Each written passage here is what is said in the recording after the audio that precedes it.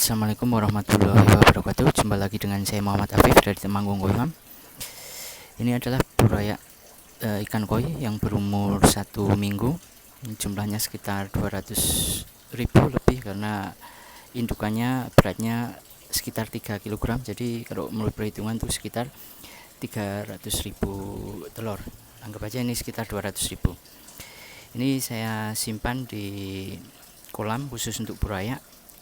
Pada prinsipnya untuk buraya itu kita mengandalkan TDS. Jadi untuk menekan angka kematian itu usahakan TDS untuk air pada buraya itu sekitar 300. Karena TDS itu mencerminkan mineral di dalam air. Jadi kalaupun dia belum bisa makan, masih ada mineral yang cukup untuk membantu pertumbuhannya. Ini saya kasih makan Artemia. Jadi menggunakan sistem air bersih, saya kasih airnya mengalir terus sampai nanti usia ikan itu 1 bulan. Jadi kualitas air tetap terjaga, kadar amonia rendah. Tanda-tandanya kadar amonia rendah itu buih-buih di kolam itu nggak nampak tuh.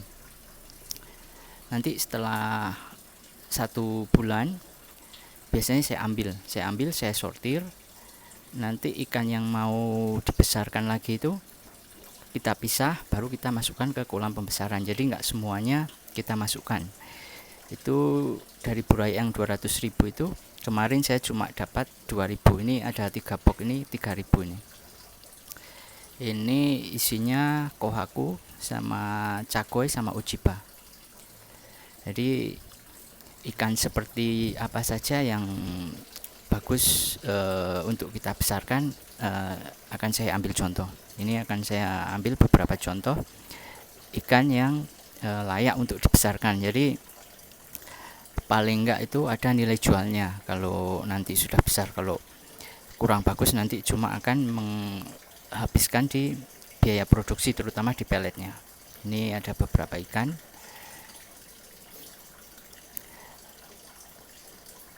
Nanti pada prinsipnya untuk buraya itu kita harus menekan angka kematian. Jadi kalau kita menggunakan Artemia itu angka kematian insya Allah akan rendah karena Artemia itu steril. Beda dengan pakan hidup yang lain tuh bisa membawa bibit penyakit, terutama itu virus seperti KHV itu bisa dibawa oleh cacing bisa. Kenapa seperti itu? Misalnya di kolam ataupun sungai yang terkontaminasi virus KHV itu airnya bisa terbawa oleh cacing itu bisa menjadi masalah. Kemudian seperti cacing itu bisa membawa Myxobolus cerebralis, yaitu sejenis spora. Dia itu mikroba yang menyerang pada insang ikan koi. Jadi ikan koinya itu kepalanya besar-besar, itu insangnya membesar, itu penyebabnya Myxobolus cerebralis.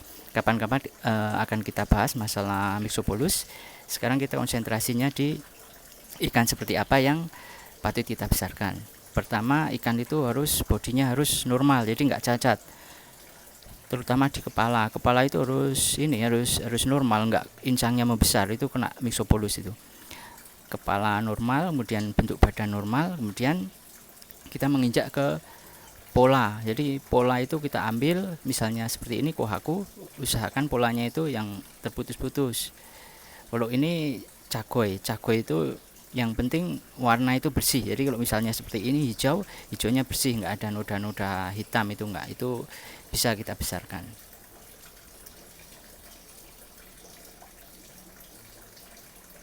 Ini masuknya ini di Ojiba ini sebenarnya warnanya sama seperti cakoi, tapi warna dasarnya itu keabu-abuan, kemudian ada pola warna hijau, itu Ojiba itu.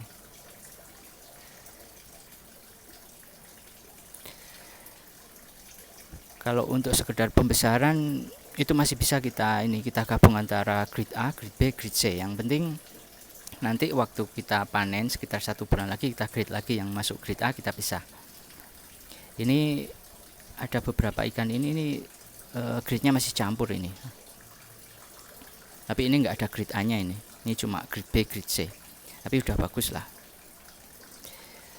Ini kita taruh sini. Besok kalau kolamnya sudah siap baru kita taruh di kolam pembesaran. Di kolam pembesaran pun kita menggunakan pakan yang bagusnya itu yang steril, yang kemungkinan kecil untuk membawa virus KHV itu. Jadi untuk kolam pembesaran itu idealnya kita menggunakan mata air sendiri yang belum pernah dipakai untuk pembesaran ikan. Kemudian kita masukkan ke kolam. Kemudian pakannya itu jangan pakan hidup. Jadi pakannya itu usahakan kalau udah besar seperti itu kita pakainya pelet saja. Jadi peletnya itu saya menggunakan pelet lele PF 500, itu udah bagus tuh. Ini kolam pembesarannya, kedalaman sekitar 1,5 meter. Biasanya saya isi full airnya sampai atas agar kapasitas ikan bisa maksimal. Ini biasanya saya untuk nampung ikan sekitar 2000 ikan usia 1 bulan sampai 2 bulan. Ini air dari mata air. Kalau ini saya ngambil langsung dari sumur bor. Ini saya masukkan sini, kemudian diaerasi, ada 2 titik aerasi, kemudian ikan-ikan itu ditaruh di sini sampai 1 bulan.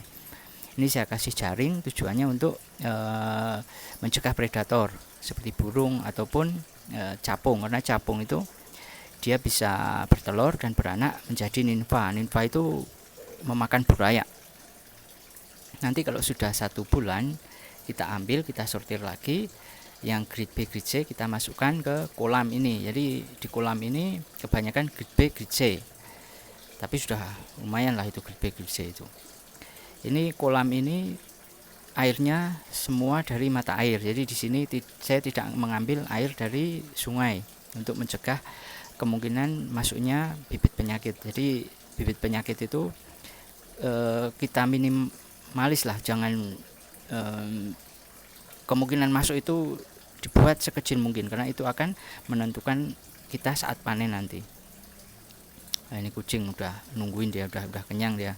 Yang jelek-jelek biasanya tak kasihkan ke kucing loh. Kalau biasanya sebelum saya masukkan ke kolam pembesaran itu saya taruh di box itu kadang sampai 1 minggu itu, tapi air tetap ngalir gitu.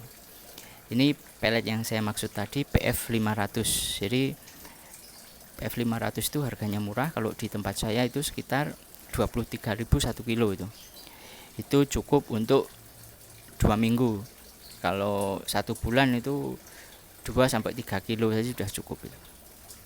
Jadi kalau kita bisa menekan biaya produksi, otomatis keuntungan kita juga akan semakin banyak. Kemudian kita menjual ikan itu nggak terlalu mahal ke konsumen.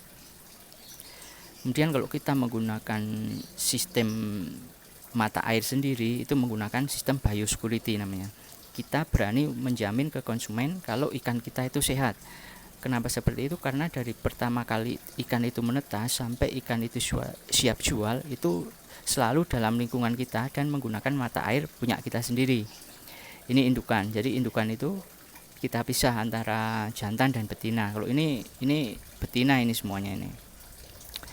Ini kolam kapasitas 7 ton. Ikan sekitar 60-70 ekor nih. Ada besar, ada kecil. Saya campur itu. Kalau yang grade A biasanya saya masukkan ke sini, kalau di bawah takutnya hilang tuh. Kalau yang sebelah sini ini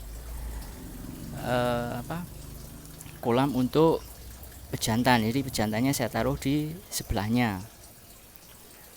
Ini untuk pejantannya. Ini kapasitas enggak banyak, ini 1 ton sampai 1,5 ton ini. Tapi saya isi ikan itu gede-gede, dia ada 40 ini. Padat pun tidak akan menjadi masalah selama kualitas air itu bagus. Kemudian ikan itu tidak ada yang membawa virus, itu aman itu. Kena air hujan ataupun sinar matahari panas itu enggak masalah. Ini sekedar untuk nampung air aja. Jadi dari sumur bor itu saya tampung di ini yang ada teratainya ini, baru masuk ke kolam indukan. Di teratai itu juga banyak itu grade A itu.